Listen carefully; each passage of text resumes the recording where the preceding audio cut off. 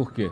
Porque, como ex-juiz, não poderia jamais votar em alguém que, primeiro, foi presidente durante 8 anos, deu as cartas durante 6 anos no governo Dilma e que foi condenado em 4, se não me falha a memória, 4 processos crime por delito contra a administração pública.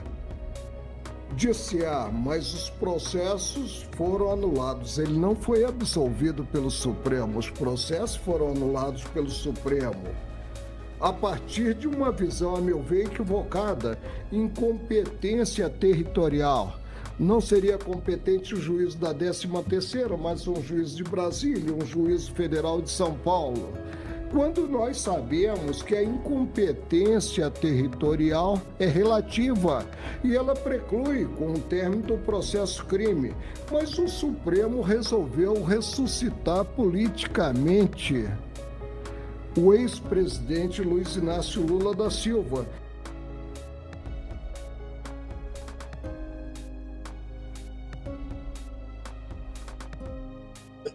Ela pode fazer um aborto em Paris, ela pode escolher Berlim, ir para Berlim, procurar uma boa clínica e fazer um aborto.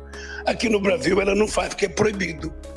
Quando na verdade deveria ser transformado numa questão de saúde pública e todo mundo ter direito e não ter vergonha.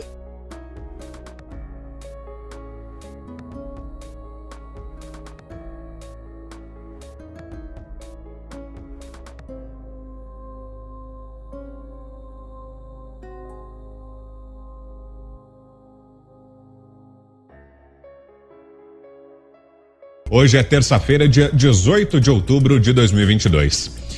No dia de ontem, ao julgar uma ação de direito de resposta promovida pela aliança liderada pelo PT, o TSE, atendendo a um pedido desse partido, resolveu promover verdadeira censura aos meios de comunicação, impedindo que a Jovem Pan abordasse alguns assuntos, mesmo que de forma crítica ou informativa. Embora não concordemos, cumpriremos a decisão do TSE em respeito ao Estado Democrático de Direito. Esperamos que os valores de liberdade de imprensa e de expressão sejam rapidamente restabelecidos, eis que são próprios e inerentes a todas as democracias.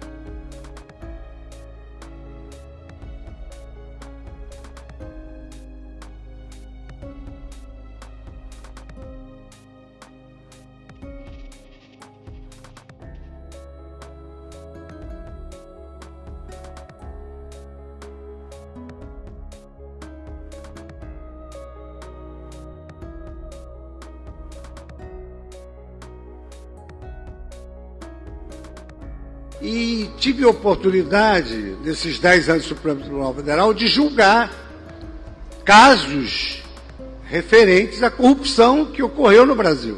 Ninguém pode esquecer que ocorreu no Brasil, no Mensalão, na Lava Jato, muito embora tenha havido uma anulação formal, mas aqueles 50 milhões das malas eram verdadeiros, não eram notas americanas falsificadas.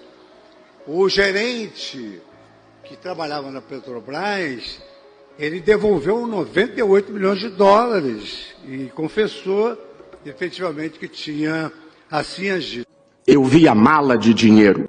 Portanto, nós vivemos uma tragédia brasileira. A tragédia da corrupção que se espraiou de alto a baixo, sem cerimônia.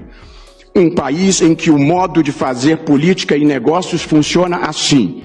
O agente político relevante escolhe o diretor da estatal ou o ministro com cotas de arrecadação. E o diretor da estatal contrata em licitação fraudada a empresa que vai superfaturar a obra ou o contrato público para depois distribuir dinheiro. Vem a Operação Lava Jato, um dos maiores esquemas de corrupção desvendados no mundo, com prejuízo de quase 100 bilhões de reais só para a Petrobras. Apurou-se o pagamento de propina relacionada às obras da usina de Angra dos Reis, Angra 3, em cerca de 3 bilhões de reais, pagos a um partido político.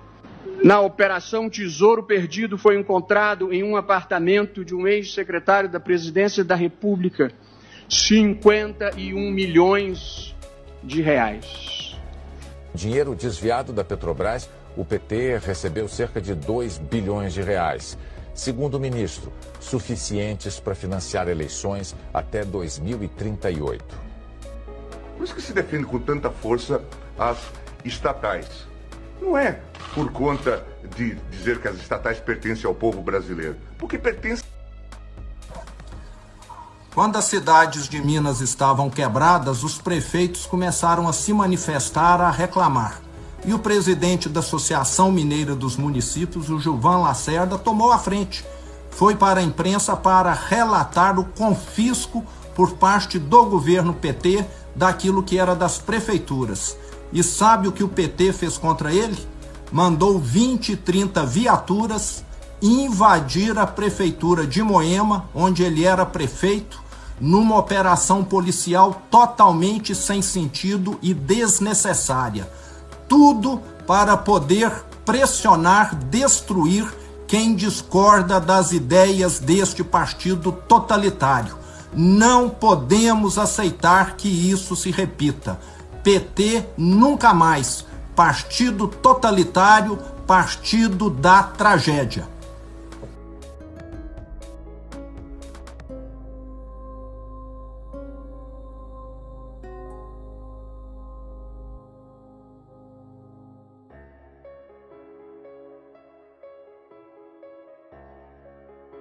Se nós formos ao artigo 220, nós vamos constatar que há uma cláusula pedagógica que impede, inclusive, que se aprove dispositivo legal que implique embaraço à liberdade de informação jornalística. O que nós temos é um sistema constitucional de freios e contrapesos.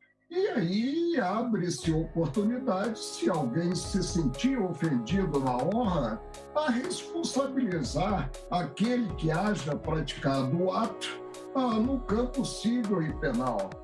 Eu não compreendo como se possa, em pleno século XXI, em plena democracia brasileira, se cogitar de censura, se cogitar de uma tutela em relação aos eleitores.